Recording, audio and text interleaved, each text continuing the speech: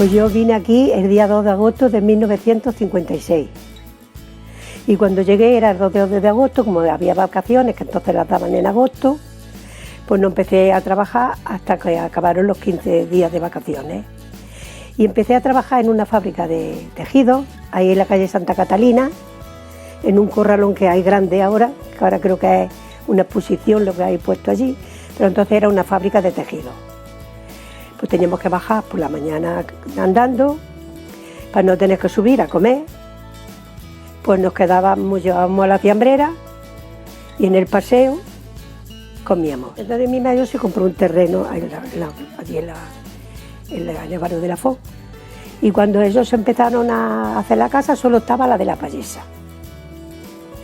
Entonces ellos, como trabajaban hasta los sábados por la mañana, el sábado por la tarde y el domingo, entre todos los vecinos, pues empezaron a hacer las casas. Unos ayudaban a otros y así. Y éramos un grupo que íbamos todos los viernes de 3 a 5 y media a escribir y aprender catalán.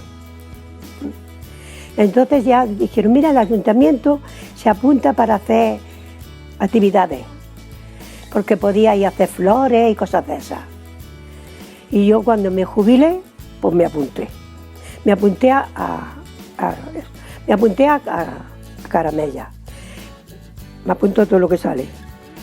Ahí los lunes voy a las flores. Los martes voy a gimnasia, que la paga el ayuntamiento.